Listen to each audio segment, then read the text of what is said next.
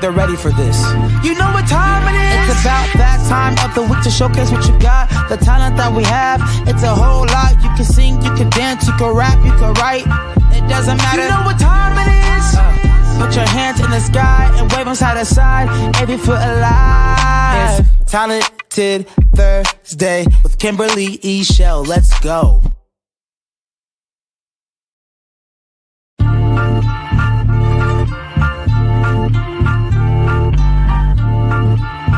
I don't think they're ready for this. You know what time it is? It's about that time of the week to showcase what you got, the talent that we have. It's a whole lot. You can sing, you can dance, you can rap, you can write. It doesn't matter. You know what time it is? Put your hands in the sky and wave them side to side. Every foot alive. It's Talented Thursday with Kimberly Eichelle. Let's go. Hey, everybody, it's your girl, Kimberly Eichelle, and welcome to another episode of Talented Thursdays. I'm so excited tonight. Y'all know I'm always excited, but for real, I'm excited tonight because I have such a special guest on board. God has been doing some good things. But before we get started, let me just say welcome in to those of you who are watching on Instagram, on Vegas Praise, on YouTube, and on Facebook. So come on in and bring a friend. Make sure that you are sharing, liking, and subscribing because we're only going bigger and getting better week after week after week. Like I said, God is doing some phenomenal things. Now, for those of you who were here last week, you know that I had the artist, up and coming hot new artist in Vegas, J-Ree. And also we had B Slade here on Talented Thursdays. And he announced that I could introduce J-Ree at the B Slade experience. So let me just tell you all, it was amazing. Over at the Westgate, Las Vegas. Y'all, I got on the stage. The crowd was there. My brother Ken Young joined me, and we were able to go ahead and introduce one of the hottest new artists in Vegas. I'm just going to say that. She has a new song out called Abba's Love, which is going to be spinning on Vegas Praise. So again, thank each and every one of you. I had a ball. If you haven't watched my little video that I created, make sure you go and watch it to see how that night went. It was so much fun to see Vegas in the house and see some faces that I have not seen. So I know if God did that there's so much more to come. I'm jumping over to the comments just briefly. I have Navell Davis in the building. He's saying good evening from Tacoma, Washington. Good evening, my friend and my brother, musician extraordinaire, producer, all of that. Thank you for watching. Also, my brother, Desron Heron, he said, hey, sister. Hey, to my brother out there watching in Texas, and congratulations to you on your new huge home. God is doing big things. Now, with that being said, I'm ready to introduce tonight's guest, y'all. So y'all ready? Make sure you're sharing. Go ahead, bring some more people in because what's going to happen tonight is going to be big. It's going to be big. I just feel like tonight is going to be blessed, y'all. I mean that from my spirit. So let me go ahead and get started. Tonight's guest is a pastor, musician, worship leader, and national recording artist who began his musical career with the Grammy and Stellar Award-winning gospel group Commissioned. He later released 2 studio albums entitled Chillin' Up in Heaven and Write My Song. He's also a member of the trio FK&M, which includes gospel legends Fred Hammond and Keith Staton. And currently, he hosts a podcast entitled Being with Marcus. He recently released his latest soulful and thought-provoking single entitled New Music. And tonight, my desire is for us to get to know more about the man behind the music. Up next, join me and my special guest, Mr. Marcus Cole. You're watching Talented Thursdays.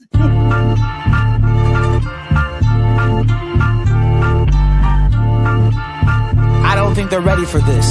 You know what time it is? It's about that time of the week to showcase what you got, the talent that we have. It's a whole lot. You can sing, you can dance, you can rap, you can write. It doesn't matter. You know what time it is? Put your hands in the sky and wave them side to side. Every foot alive. Talented Thursday with Kimberly Eichelle. Let's go. Let's go. Let's go. Y'all know how we do. Let me hear the drum roll out there. Give it up for none other than pastor, musician extraordinaire, Marcus Cole. What's going on, Marcus? Kimberly? Hello, hello. Welcome to Talented Thursdays. Thank you for having me. Thank you so much. Absolutely. I am so happy that you said yes. You know, you never know. When you reach out to people, you never know what you're going to get. But with Marcus, I got a yes. And I tell you, I've been on cloud 9 ever since. I got to tell you that, okay? Listen, I'm glad that you reached out to me. So I appreciate it. Thank you very much. Absolutely. Absolutely. Now let's get started. Okay. So first we're going to start with Rep Your City. Y'all know how we do with Rep Your City. I want you, Marcus, to tell me where you're from. And if the people have not been there before, let us know what we have to do, see, or taste while we're there. All right. So I got to do it this way. So I'm from Detroit, now in New Haven, Connecticut. And if you're ever in New Haven, Connecticut, you must stop by Pepe's Pizza. Ooh. Let me tell you something. Nobody does pizza like New Haven, Connecticut. That's everybody knows that, as a matter of fact.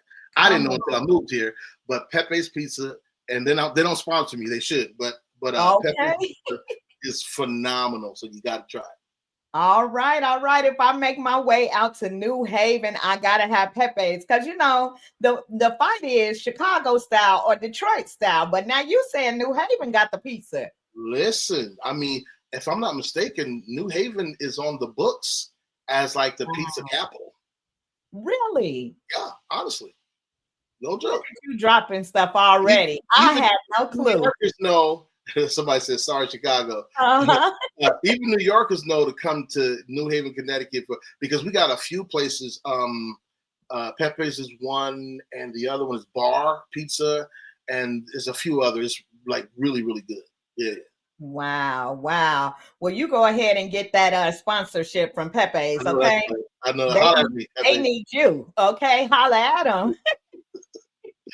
All right. So I like to start at the beginning, you know, and so like I said in the introduction, I want to know, and I want the viewers to know the man behind the music, because anybody who knows your voice is golden, right? But I want to know where it started. So tell me, when did you discover that you could sing? It started in a small town in Michigan called Saginaw. It's where Stevie Wonder is from. LJ Reynolds. It's where what's sis that won? Now she didn't win Sunday Best. Jessica Reed. Oh yeah, Jessica Reedy. Jessica Reed is from Saginaw. Yes. And I'm a 70s kid, so I grew up singing in the church, a youngest of 5, and my family had a singing group. I don't know what our names was, but anyway, we had a singing group. The family. Cole family. That's what it was. Okay. And so when I think I may have turned 7 before my mother decided, like, okay, boy, come on here and sing. And so my mom was like, she was a sweet Joe Jackson. Okay. The sweet version.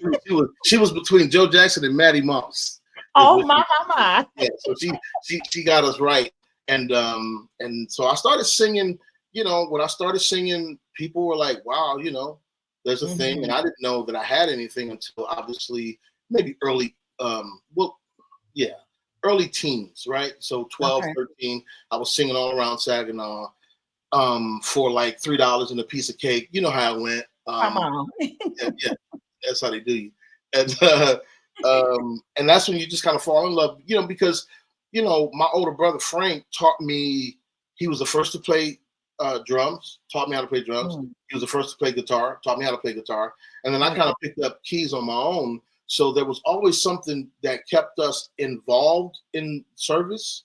Like we Right. wanted to go. Like most kids were like, I don't want to go to service. No, we wanted to go because music brought us there. You know what I mean? Yeah. So I found my love for music there. My pop was crazy instrumental. My mother and father were mad instrumental. So on my dad's side is where I learned all of the blues and the soul Nice. and quartet. Okay. It was Yeah. it was Johnny Taylor, BB King, Albert King, and then it was the Soul Stirrers, a Swanee Quintet, the Keynotes. You know what I mean? And on my I mom's love that. side, she introduced me to like Rance Allen, Jesse Dixon, the Hawkins, Andre Crouch. You know what I mean? So I have Yeah. a very, very rich tapestry that I grew up on. Absolutely, absolutely. Very eclectic sounds, Yes. but the sound that helped to develop who you are, Yeah. And then we always know that the blues and soul and all of that has gospel roots as well, and vice versa. You know what I'm saying? So Yeah. I love that. I love it. Let's see. My mom is actually watching. She said, Hey, Mom. he said, "Hey, mom, I've been to New London, Connecticut. Oh, okay. I have lots of good memories from there." New London, yeah. Yes, indeed. Yes, indeed. So let me ask you, because you said that you had so many sounds, from your father's side, he was giving you that jazz and that soul and Yeah. blues and all of those Yeah. things. And from your mom, you got those gospel roots, and not just any gospel roots, but like you said, the Hawkins singers. So you had a blend. That means you had to have an ear to hear, Absolutely. all of those things, Yeah. And so with that being said, how did you develop your sound? Because for new artists, a lot of times they don't know how to develop that. It's like I can Yeah. sing, but who do I want to sound like? Do I want to sound like Beyonce? Do I want to sound like Tamala? Do I want to, they don't know. So how did you develop your sound and know who Marcus is or what Marcus's voice was? I'm fortunate that my sound was shaped for me. And Mm, I know that's not everybody's kind of story, but my right. sound was really shaped for me. And I'm grateful to my mom and my dad for having such exquisite taste in music. Mhm. Like we grew up in my opinion, we grew up listening to only the best. You know, I tell Absolutely. people they don't realize, most people don't know this, but I am a huge country music fan. Like I listen to country music more than I do anything else. That's the truth. But Wow. because my dad would sit me down and we would watch Hee Haw together. No, Okay.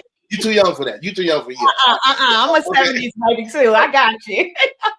So we watched Hee Haw, and my dad actually wrote country songs. I mean, he submitted country songs, and Wow. I just developed a great love for country. My mom was, I was listening to the early Rance Allen albums and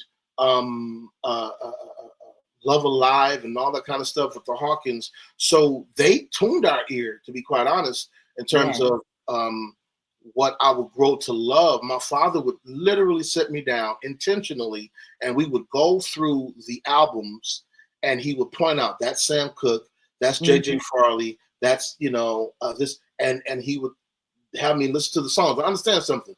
I'm a kid listening to music that's easily 1940s, 50s, Mhm. and I I developed a love for it. Well, most people would be turned off. I developed a love for it because one, it was what my father loved. And Right. he thought it important enough to share with me, sit me down and say, listen to this. And that shaped, it literally will go on to shape my life. I'm a huge Sam Cooke aficionado. Anything that Sam does, he's responsible for. I want to say Sam's DNA is in probably 90% of all great artists. That's black or white. Mhm. Black or white. Sam Cooke's DNA is in 90% of all great artists, from David Bowie to um, Sting to, I mean, you name it. It's just it's in there. So my Right. parents helped formed it for me. Now, to answer your question, for young artists who, and trust me, Kimberly, there's so much music out here to consume. Social media and streaming platforms have absolutely changed the game. So it's so much to digest, to take in. But I think the easiest way to do it is, what do you gravitate to? Like, what do you tend to? There go my big sister just came in. All right. She know all about the history. Hello, Linda. So it's what do you gravitate to, right? It's what grabs your ear, and you shouldn't fight against what grabs your ear. Once again, if it's country, you need to go with country. Right. You know what I'm saying? Think about this for a second. Okay. Ask yourself this: how many gospel artists who are competing for a position on the worship platform really would love to do country?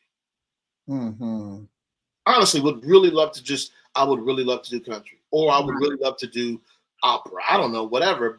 But they feel like, no, I got to fit in this little box with everybody else because I want to make my stride. And it's like, no, you need to do what's unique and genuine to you, which makes you stand out and set you apart. You see what I'm saying? Yes. So yeah, I think you need to gravitate to what moves you. What do you like to listen to? And that's good. I'm glad that you said that, because a lot of times, for instance, you said you love country music, and I didn't realize how much I enjoyed country music until I worked at a company one time, and they would play the radio all the time, and we could never agree on anything except country. When it was the country station, we were all good, But then if it was something else, everybody like, I don't like it, but country, I was like, ooh, this is really good, Good. Yeah. But sometimes we, as in the Christian community, I should say, are sometimes afraid to listen to things outside the box, Yeah.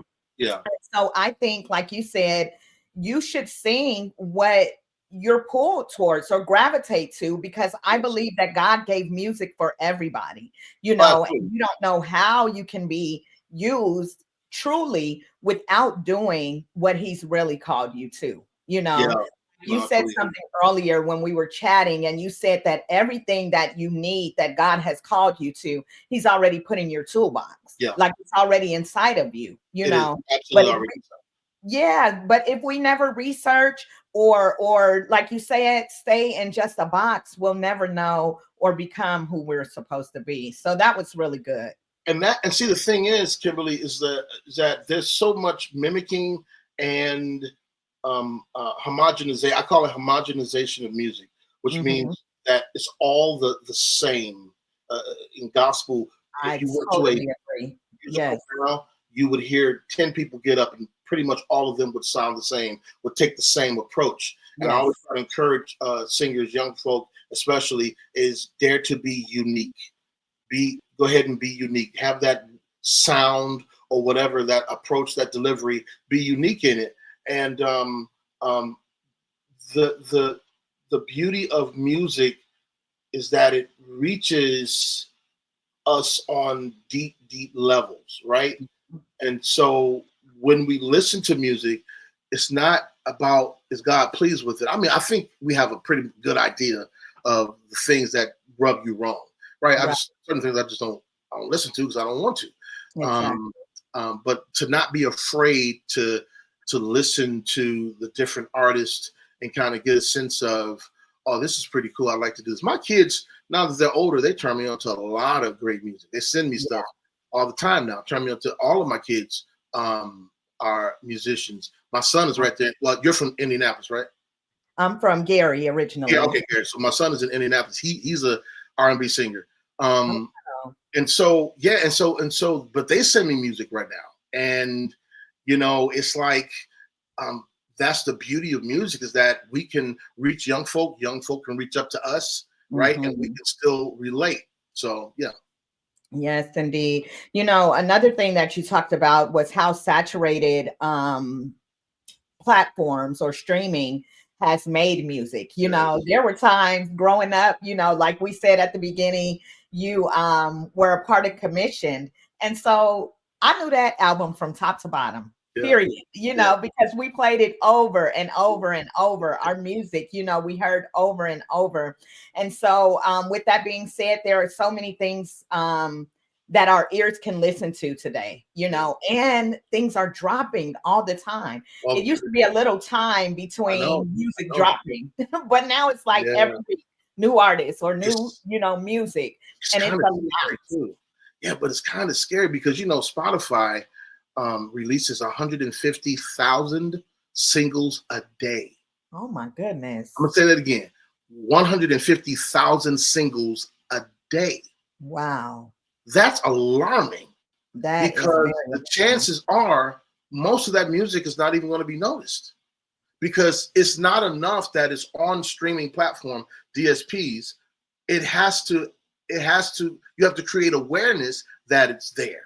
Yes. You know what I'm saying? So everybody's mama and auntie and granddaddy is putting out music, right? That's something. But they have to get on social media to say, hey guys, go listen to my stuff. And the first thing people say is it on streaming platforms? Yes, it is on streaming platforms. But because there's so much consumption, we typically hear it and move right on.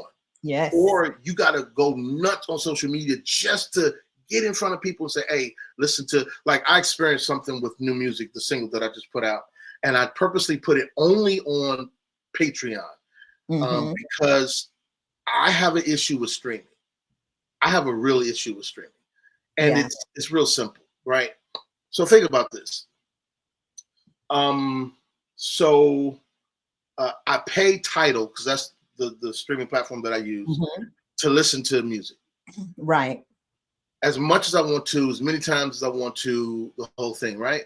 And I pay them $14 a month. Right. But what does the artist get? As many times as I play the music, what does the artist get? The ratio is absolutely dumbfounding. You'd have to stream a song, I don't know, 1 million times just to get $1,000. Oh my goodness. It's insane. So the whole concept of streaming is, I'm out there, man. We out there, but it's like, but what does that mean though? Like I would much rather have people who know me. I have a few thousand people who follow me on Instagram. I would much rather have those people know that I have a single out, be directed to Patreon, and yes, you're going to download it, but I'm also doing free things. I'm doing like covers and whatnot on Patreon that I'm giving away. And so I'd much rather have them come there than to sit back and pray, please stream my music. For what though? Yeah. I'm sure. I have industry friends who set me straight, like, man, no. Listen, we agree to disagree. I'm sure someone in the industry could probably give me a different side of it, but listen, this is kind of my soapbox. I don't really care for streaming that much because of what it's doing to artists. Yeah, I totally agree. And with that being said, like you said, you have new music, the single entitled New Music on Patreon, and I grabbed that on Patreon. So I was definitely going to support, but I also grabbed a little snippet of one of your videos. So I want to show that to the audience now so they can hear a sample of new music, and then we want them to go get it. So we're going to direct them there afterwards. Okay. All right. Cool. Here we go. This again is Marcus Cole, and you are listening to a sample of his latest single, New Music.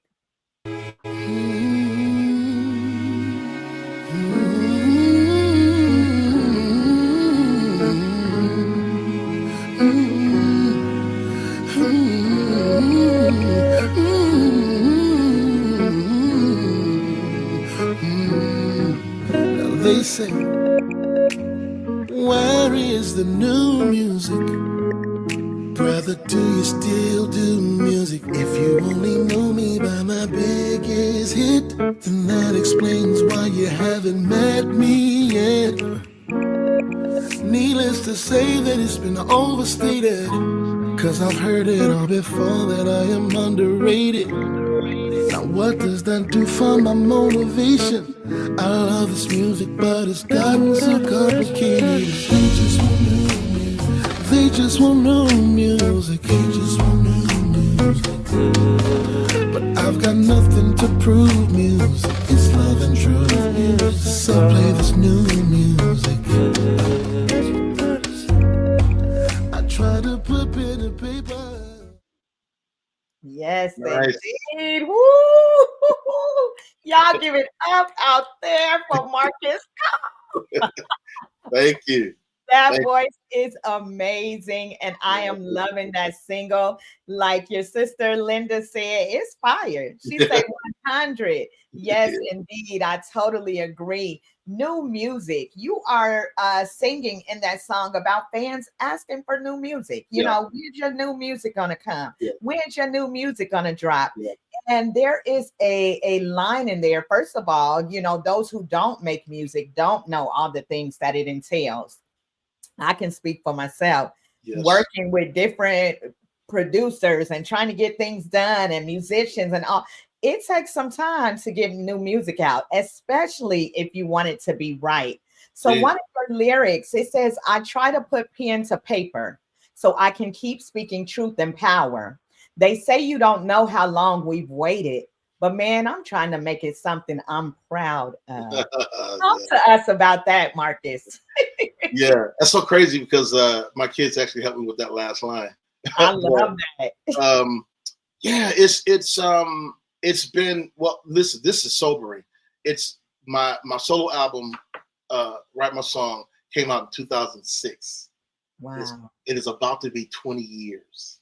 Oh my goodness. I would have never thought that it would take me this long to get out at least like another project. Now I've done some stuff, you know what I mean, between then, Yeah. but I thought for sure that I would have a second and a third. Because when I look at my contemporaries, my peers, like they're putting out album after album, and you know, I'm like, dude, like, dang, I want to, I want to do the same thing. But I've been writing like the song for FK&M, Change Your Mind.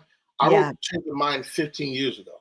Wow. I wrote that 15 years ago, and it's just making it to. And then I prepared it for commission, and then something happened there, and then we took it to Fred, Keith, and myself, and we just decided to do it. So, you know, writing good music is a process. For some, it happens. They're signed to a label, boom. But for me, you know, I just wanted to. I want to do the music that moves me. You know what I mean? It's like, think about if the people that I admire, and most of my heroes, I said this in the song, most of my heroes are gone. But if they heard my music, would they be pleased? Would they say, Young Blood? Nah, that's a good song right there. You know what I mean? So that's kind of how I write. Not just for people today. This my wife just popped up, and this is Cole. Hello, Anissa. The most beautiful. Anyway,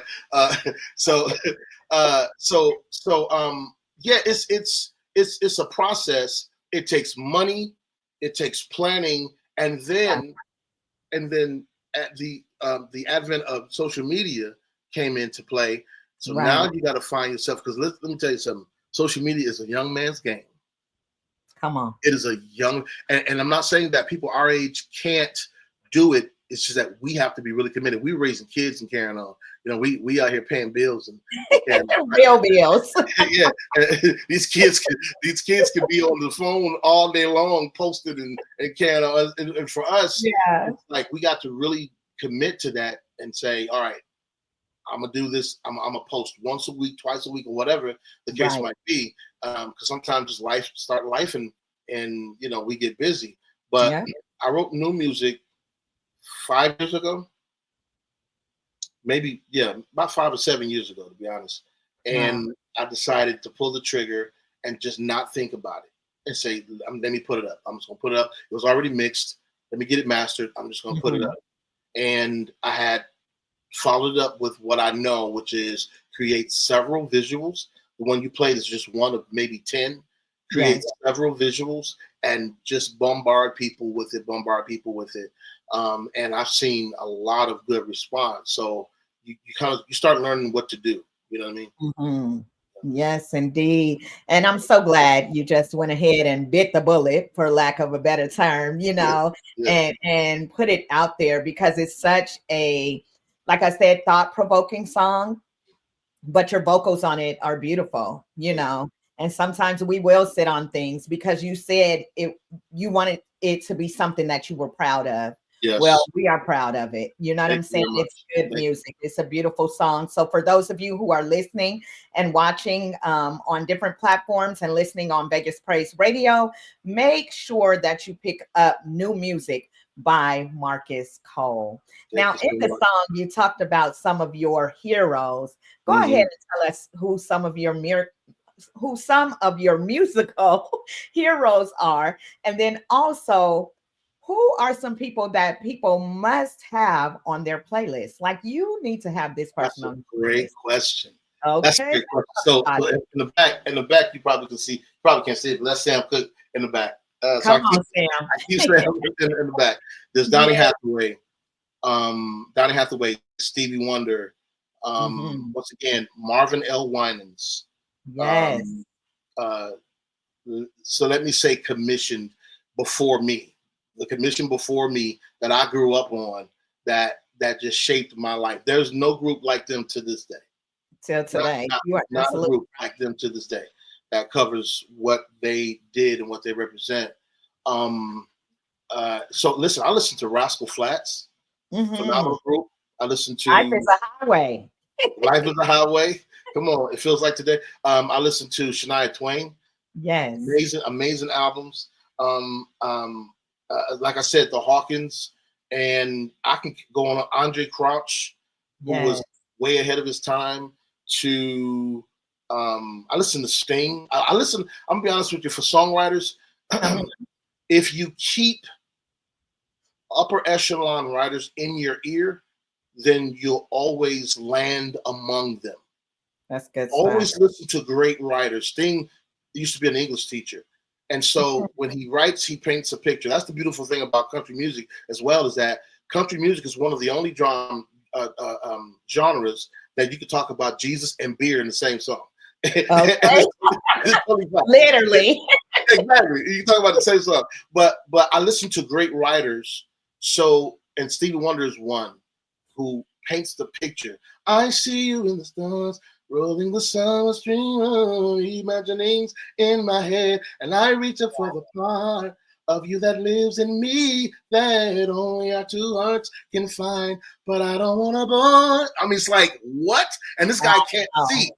He can't see, but Right. he can see. You see what I'm saying? It's Yes. like my nephew just popped in. The family's here tonight. The All family's right. already All here. right.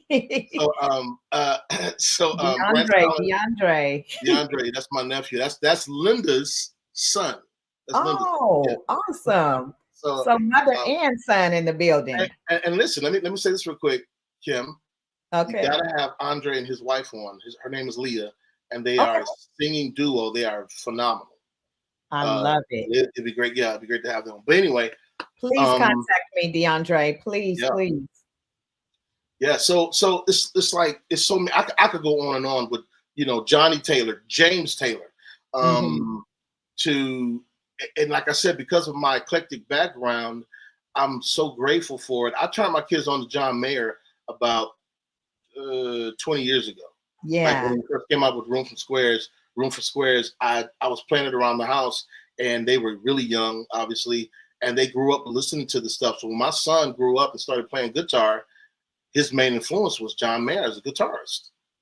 You know what I mean? So Wow. I keep I call it upper echelon. I keep those people in my ear. So when I write and when I produce, when I track, I'm only from, there's another family member, Keitra, my cousin. So we're gonna have all our family here tonight. I just want you to know we're gonna take I over. love it. Look, come on in the room. My Come wife, on. my wife is here somewhere. I don't see her. I saw her a minute ago. Oh, I told you that. All right. So yeah, so I make sure that I'm listening to that, because when I sit down to pen, I want to make sure that I'm holding up a standard.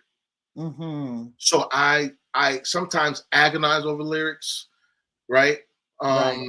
And sometimes I realize, okay, I'm thinking too hard on stuff, right? So we have a phrase when me and Fred write together. Sometimes we go, um, we're working too hard. Like the simple line is there and it actually works. You know what I'm saying? There So, you go. but I always shoot for the um, the unusual line that will grab people's attention. Yeah. Yes, indeed. Just until like maybe around COVID time, when I started interacting more with people virtually, that was the first time that I had been part of like a writing session, like a writing team. I always wrote by myself, Mm, and mm, so it's also beautiful to see how you can create things because sometimes people are afraid to write with others because this one might get too much credit, that one might get, but there are some beautiful things that come yeah, from collaborations. yeah, And so I want those that are watching to know that as well. Even if you are a writer, don't be afraid to collaborate with other people yeah, because sometimes they have that line yeah, that you need, a better way yeah, to say it. Or as you said, Marcus, to come back and say, we thinking too wide at this point. Let's yeah, just say love. If the yeah, word is love, you ain't got to put it all into all these yeah, different ways, right, it's yeah, just love, yeah, you yeah. know? Fred taught me some years ago when we were writing on Joanne Rosario's album, and we were writing together, and we were doing something, and he was saying, see, writing is vulnerable. Writing with other people is vulnerable. I write best by myself, Mm-hmm. but I've sit down to write with others, and that's a vulnerable place. It's a Yes. very vulnerable place because your thoughts and how you put things together are now in an open book in front of other people. Yeah. And if you create a culture of like that sounds stupid, it's like you'll never tap into real creativity. So you have to be able to say. So Fred would say this to me. This is what I'm trying to say. He would say, "This is not it, but this is what I'm trying to say." That's And because of good. that vulnerability, what it would do was open up another line. I would go, oh, what about this? And that's the vulnerability you have to have in writing sessions is that, the old phrase is, let's throw it against the wall and see if it sticks. You have to Right. be able to say, well, what I want to say is this. And then here's the other thing, Kimberly. You have to be able to say, if someone does present a line that's cool, but not quite there, Mm-hmm. you have to be able to ask them, but how else could you say that? Like, what's another way to say that? The English Right. language, most people don't know this, is the most complicated language because we have so many synonyms, Mm-hmm. so many ways to say a thing. And because of that, when that was introduced to me years ago, that's when I started realizing, oh, there's definitely another way to approach this line and say it. So, for instance, a John Mayer song, Whiskey, it says, when I press down on the pavement, just that line alone grabbed my attention. And what he meant was when he started walking, I was like, Exactly. Ain't whoa, that good? that's like, so when I pressed down on the pavement and and I was like, man, when he started walking. But I'm gonna tell you another song that got my attention. I was in San Antonio Mm-hmm. and some years ago, and I'm sitting on the front row waiting to lead worship at this guest church. I was a guest worship leader at this church, Mm-hmm. and um, I'm looking at the lyrics on the screen, and this song. Uh, he is jealous for me. Love's Yes. like a hurricane. I am a tree bending beneath the weight of his wind and glory. And I was arrested. I was like, Mhm. wait, what? He is jealous for me. For I me. am, he is a hurricane. I am a tree bending beneath the weight of his glory. And all of a sudden, I am not, what is it? All of a sudden, the line escapes me right now. But the entire song is this wake up call to worship writers Yeah. to say, hey guys, you can say I worship you in another way.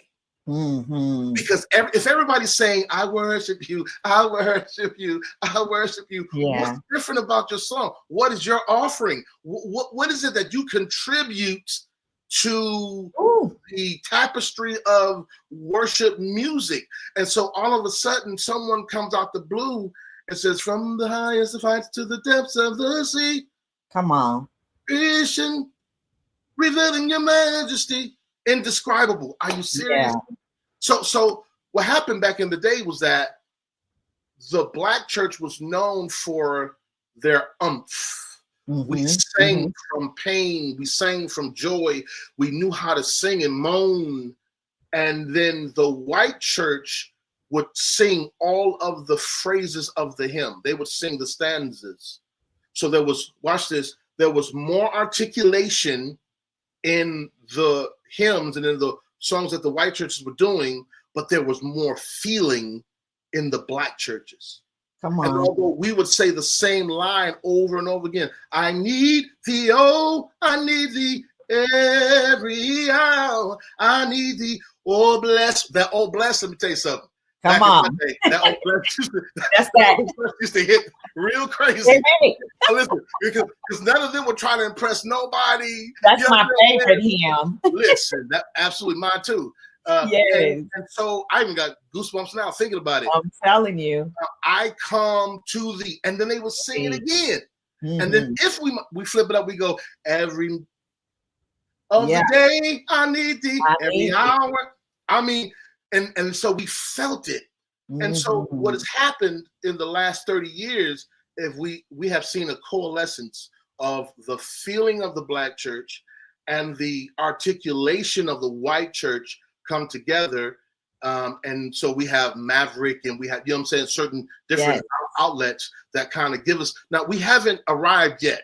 Let me be honest. We haven't quite arrived yet. But we are starting to see them come together. And that's what I decided to do. I was saying, I can still incorporate Sam in my worship music. So you're going to still hear Sam, but you're going to still hear articulation at the same time. Yes, indeed. You're talking good tonight. I just want to give you, y'all could raise an offering out there and send it on over to Brother Marcus. Cash app, send it on over, because I tell you, he is talking good tonight. I'm gonna jump back in. Anissa into the comments. She said collaboration is iron sharpening iron. I totally agree. There are so many things that we can learn from each other. Indeed. I have Jamal Allen from California watching. He said, Write My Song is still one of my top 10 favorite albums of all time. He also said he's been a fan of Marcus since Blackstreet days. Okay. Blackstreet. Okay. Blackstreet days. I don't know, but okay. I get what you're saying. Okay. Yes, indeed. Yes, indeed. So we're gonna move forward, but before we do, I want to know, because you gave us a little bit here and there. I want to hear you do something for the viewers. Can you sing something for us, Marcus? Yeah, I got the piano warmed up. This is a song. I don't know how well you can hear it, but anyway, the Father gave me years ago, and it's a love song really to him, but it's a reminder of how we get going and we get so busy that we fail to have a conversation with him first. And so yeah, that's what this song is. Let me know if you can hear it.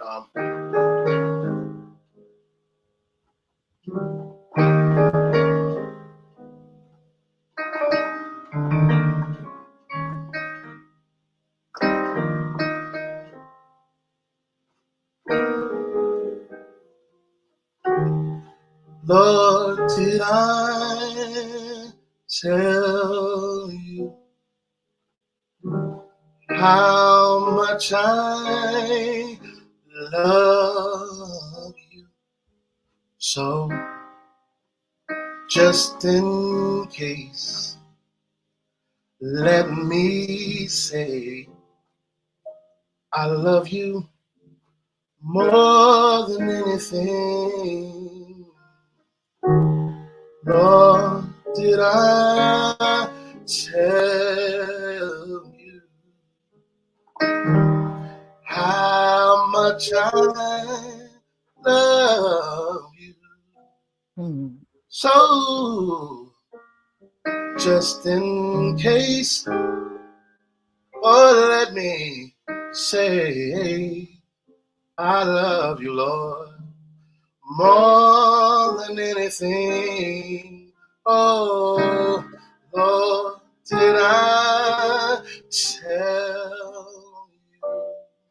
Oh, how much I love you. Oh, so just in case, Oh, let me say, I love you, Lord, more than anything. Oh, Lord, Lord, did I tell you, oh, how much I love you, oh, so just in case, oh, let me say, I love you, Lord, more than anything. I love you. I love you, Lord. Oh, I love you, Lord. Oh, I love you, Lord. I do. I love you, Lord, for everything that you've done for me, Lord. I do. If I haven't told you, Lord, let me say it now. I love you, Lord. Mm-hmm. Yeah.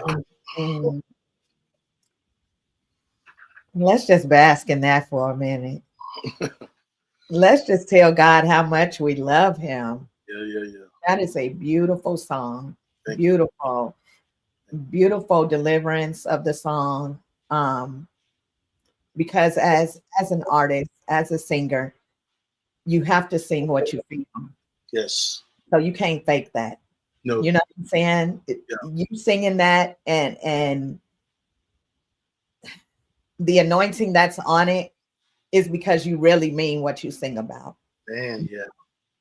Yeah. This is not about perfection. And I think, Kimberly, as artists, we've gotten so tied up into being perfect that we're afraid to hit a bad note, or we're afraid to miss a run, we're afraid to be hoarse. But man, let me tell you something. The heart sings a better song than the voice does any day. And when you have heart mind coherency, when you have the heart and the mind connected the way it should, listen to me good, there is the direct line to the Most High. And listen, and that doesn't come from being perfect. That just comes from being available. The Father is more concerned with your availability than he is your ability. Yes, sir. And even when I'm at my worst, if I make myself available, you're going to see amazing things. See, so, and because of it, and because of my proximity, I don't take advantage of his grace. But I realize that at my worst is when I need to be closest to him, because there's no place that I can hide. Amen. There's no place that I can cover myself up, you see? And so I bring myself to him at all times. So when I get caught in performance mode, then that's when it's going to be you can rate me. Come on. He didn't hit that note. But when I come with all my availability and say, listen, this is the voice you gave me. I want to use it so well that you're pleased, that you say, hey, you did a pretty good job with that voice I gave you. That was pretty good. You practice. Yeah. I mean, and that's what happens. When the gift that he gives us, whether it be dance, whether it be music, position, whatever it might be, when you hone it so well that when you present it, he gives you an audience of one. Yeah. And that's what I realized years ago, was that the best thing I could do in a worship service or whatever is to sing so well, not for people, but to the Most High, that when he comes in the room as an audience of one, he comes with everything that everybody needs in the room. Come on. That is the fundamental difference between people who perform and people who are available. Now, listen to me. I'm not talking about arrogant worship leaders. Yeah. I'm not talking about the people who knows their gift is so good that everybody has come to see and hear them. No, I'm talking about the person who dare not compete with the Most High when they're on stage. My job is to get the presence of the Most High here, because the presence of the Most High has everything that everyone in the room needs. Talk. Yes, indeed. And when I forget that, then that's when I flip into performance mode, and that's when it's a roll of the dice. It's anybody's call at that point. Anybody's call. Maybe good, maybe bad. Maybe good, maybe bad. Who knows? But I love that you said, when you make it an audience of one, because it takes you to your secret place, Yeah. that place where we can go, and he hides us in that place. So even if we have flaws on that time that we're on the stage, they don't even see the flaws because they're too busy looking at the Savior who we're lifting up. Because we're making him bigger, we're making him greater than who we are at the time. And so it's so good. I love that you're saying what you're saying at this time, Marcus, because it's so important, especially in this day and age where social media is huge and everybody want to be seen and everybody want to be heard. But why? Yeah. Why? In the end, if we are his children, if we're not doing it for his glory, then why? Yeah. And we're missing the mark. It's so easy to get lost in that because you get pulled into the saying, Marcus. It's like, okay, I appreciate that, but what are you looking for right now? I mean, I get it. I just heard I saw a service and someone was deep into worship, and I heard somebody in the audience was like saying something, whatever the name was. And I was like, oh, and it's so antithetical. No, I get it. It's your favorite person, it's your cousin. I don't know, whatever it is. But my point is that it's so antithetical to what this moment is about. It's like this moment is about creating an atmosphere that the Holy Spirit descends like a dove, or that Spirit rises, because it happens both ways. Holy Spirit descends like a dove, or Spirit rises. I was talking to the author of Let the Glory of the Lord Rise Among Us. He lives out in Capistrano, California, I believe. And he was telling me how when he wrote it, where it comes from. He was at a pretty much like a coffee house type situation, and the Father had been giving him that song, and he started playing on the guitar, and he went to the band and was like, hey, listen, play this. He told me, he said, since it was released and published, he said people sang it wrong. He said the only one who sang it right was William Murphy. That's what he said. Wow. He said the only one who sang it right was William Murphy, because William sang it with this kind of longing. He said that's where it came to me as. It was this longing of like, Father, please let it rise. While everybody else kind of made it joyful. But honestly, it works out, right? But it's always good to hear a songwriter's intention for a song that has taken over the world. Yeah. Yes, absolutely. This time is flying. It's flying. I have so many questions, but let me tell you. I talked too long. I'm so sorry. No, I love it. I love it. You are giving us some great words on tonight. And something came to me as you were talking. And so, if we go a few minutes over, I'm going to be all right.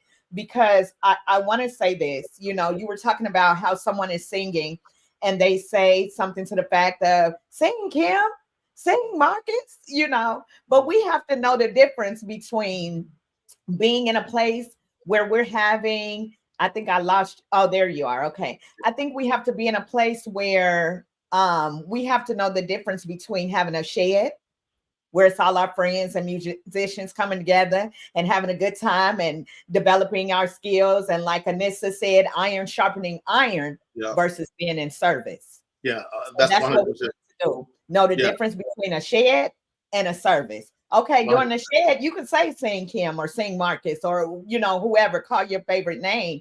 But when it's service, we only need to be focused on God. And that's what has challenged me in the past when you are in such deep worship. And I think you're still here, Marcus, I'm not sure. But when you are in such deep worship, for those that are listening, you need to stay in worship, because that's what we are there for. We're there to talk to the Father. We're there to communicate with God, you know, and to make sure that he hears our heart song. Yes, Because absolutely. it's our heart song to him. He created us for this. He Yeah. created us for his glory and his purpose. And that's when we get in trouble, when we think it's for our own glory, because it's not. It is not. Marcus, I want to talk just briefly about being, because I want people Yeah. to follow you and hear these. You know, you're not just dropping knowledge and nuggets here on Talented Thursdays. You drop them on Being as well. So talk about Being, your podcast. So Being was birthed out of a movement that my wife and I, Anissa, started about 6 years ago. Um, and it started as a Bible study. And then we eventually started having services on Sundays with a small group of people, very amazing people from all walks of life, police officers, principals. Mm. All righty, we're listening for Marcus. It looks like we're having some connection issues there. But again, tonight's guest is Marcus Cole. He is a recording artist, singer, musician, pastor, worship leader, songwriter, and he has brought us so much Made us truth. human beings, not human doings.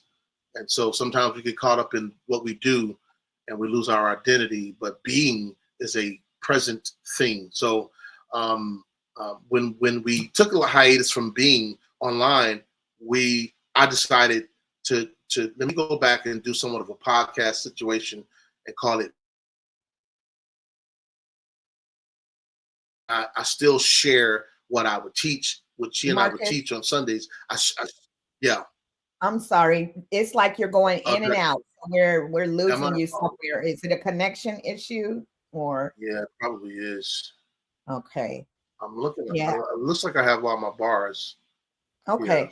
Yep. It's like you're I'm good talking and now. then oh, okay. Anissa said you all have been having some storms. Okay.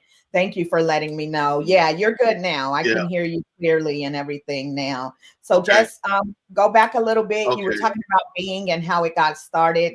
And then I'm not going to hold you Yeah. much longer, you know, because I know that you're Okay. having some issues on your end.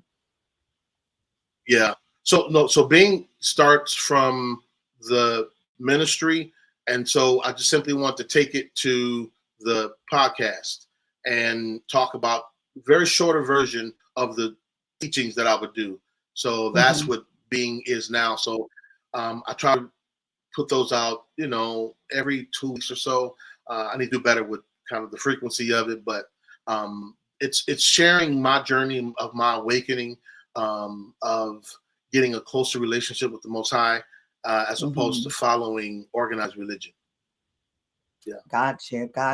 Very good. Well, what I've seen has definitely been a blessing. Like I said, I had so many questions for you, but we're gonna move forward. The Gotta do it last thing again. what'd you say? So we got to do it again. Yep, we got to do it again for sure, for sure. So one of the last things that we do on the show is a word association or song association, and I do this with singers, speakers. So you may have a word that comes to you, or you may have a song that comes to you, or I should say a message that comes to you, or a song that comes to you. So whichever comes when I drop the word, you give it to us on this end. How's that? Marcus, hello. He's still here again. Those of you who are watching, you're watching Talented Thursdays. Anissa Cole, Marcus's wife, has let us know that there are some storms over in Connecticut. So we definitely want to make sure that he can hear us before we close out Yeah. on tonight. And I also want him to be able to give us some final words of encouragement and where to follow him. So before we go into that portion, let the viewers know where they can follow you, Marcus, because I definitely want them to know that. All right. So I apologize for this this connection. No, you're fine. Okay. So on Instagram, Marcus Cole Soul. Facebook is the same thing, and TikTok is the same thing. Marcus Cole Soul. You can find me there, and you can find my music on Patreon, Marcus Cole Soul on Patreon. So it's the same thing across the board. Oh, great. Okay. I'm trying to type some notes in. Let's have a few words, final words of encouragement. We'll do the little word association and we'll be out of here. So your final words of encouragement to everyone that's watching. Everything you need to do what you want to do. If it doesn't scare you, then it's not big enough. If it doesn't scare you, it's not big enough. Everything you need to do, everything that you need is in you already. It is literally hidden in you from birth. It is in you. The Father doesn't wait. He equipped you with it from the very beginning. Even the bad stuff that you've been through, even the heartbreak, the bad relationships, the divorces, the loss, all of that has value now. That's the beauty of being in God, being in the Father, is that he attributes value to even the pain that you've experienced, and now you have value. You have something to draw on. So whatever you need to do, it's already within you. Don't be afraid to network, however, and ask, right, and open up about it. But it's there. Be brave. If it's big enough to scare you, then that's probably what you should be doing. That's good stuff. Thank you, Marcus. All right. Word association. Just briefly, your first word is going to be time.